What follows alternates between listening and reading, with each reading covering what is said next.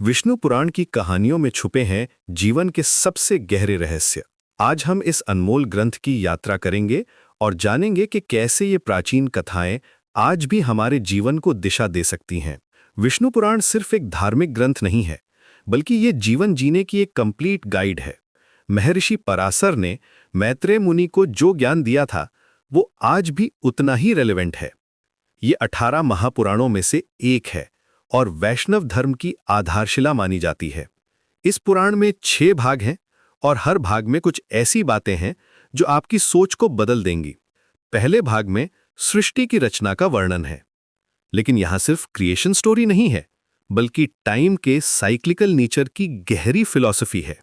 कल्प, युग और महायुग का कॉन्सेप्ट हमें सिखाता है कि चेंज ही जीवन का नियम है। जो आज है वो कल नहीं रहेगा।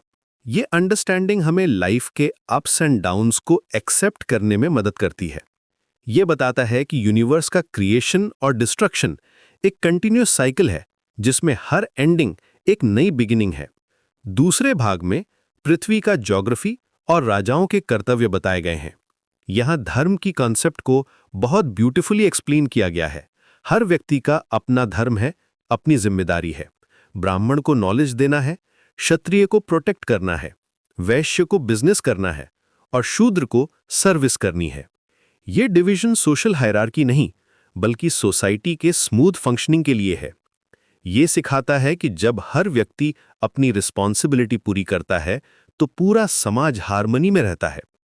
तीसरे भाग में मनु और उनके वंशजों की कहानी है। यहाँ एक बहुत इंटरेस्टिंग स्टोरी है, जहाँ विष्णु भगवान माया मोहा के रूप में असुरों को गलत रास्ते पर ले जाते हैं। वे असुरों को ऐसी फॉल्स टीचिंग्स देते हैं जो वेदास के अगेंस्ट होती हैं। ये स्टोरी हमें सिखाती है कि जब हम अपने प्रिंसिपल से भटक जाते हैं, तो हम खुद ही अपना डिस्ट्रक्शन कर लेते हैं। ये दिखाता है कि ट्रुथ से दूर भागना अल्टीमेटली हमारी ही हार बनता है। चौथे भाग में विष्णु के अवतारों की कहानियां हैं। यहाँ सबसे पावरफुल स्टोरी है प्रहलाद और नरसिंह की।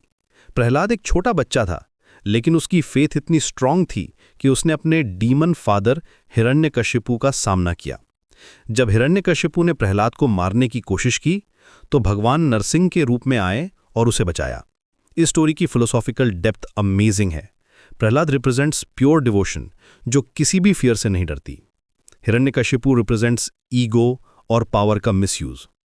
नरसिंह अवतार का मैसेज यह है कि जब धर्म पर अटैक होता है, तो डिवाइन इंटरवेंशन होता है। लेकिन यहाँ सबसे ब्यूटीफुल पार्ट यह है कि जब नरसिंह भगवान प्रहलाद को बूंद देना चाहते हैं, तो प्रहलाद कहता है कि मैं कुछ नहीं चाहता, बस आपकी भक्ति चाहिए। ये ट्रू डिवोशन की पराकाष्ठा है। पांचवा भाग पूरी तरह से कृष्ण की लाइफ को डेडिकेटेड है। ये सबसे लंबा भाग है। 38 चैप्टर्स में कृष्ण की चाइल्डहुड से लेकर उनके डिवाइन लीलास तक सब कुछ डिटेल में बताया गया है। कृष्ण का कैरेक्टर हमें सिखाता है कि कैसे हम लाइफ को प्लेफुली जी सकते हैं, फिर भी अपनी रिस्पॉन्सिबिलिटीज को पूरा कर सकते हैं।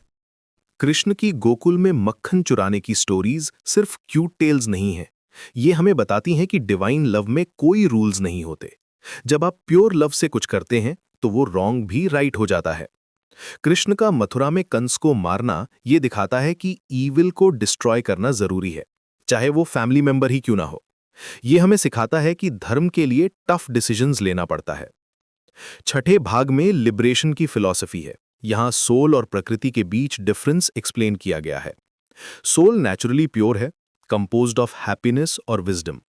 पेन, इग्नोरेंस और इम्प्योरिटी ये सब प्रकृति के प्रॉपर्टीज हैं, सोल के नहीं। ये अंडरस्टैंडिंग हमें डिटैचमेंट सिखाती है। ये बताता है कि हमारी रियल आइडेंटिटी सोल में है, ना कि बॉडी या माइंड में।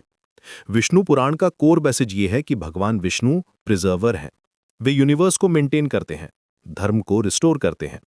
जब भी अधर्व बढ़ता है, वे अवतार लेकर आते हैं। ये कॉन्सेप्ट हमें होप देती है कि नो मैटर कितनी भी डार्कनेस हो, लाइट जरूर आएगी। ये कर्म के प्रिंसिपल को भी रीइंफोर्स करता है कि हमारे एक्शंस के कॉन्सिक्वेंसेस जरूर मिलते हैं। इस पुराण की सबसे इंपॉर्टेंट टीचिंग ये है कि डिवोशन ही सबसे पावरफुल फोर्स है। प्रहलाद की तरह अगर आपकी फेथ जेन्युइन है, तो कोई भी पावर आपको हिला नहीं सकती।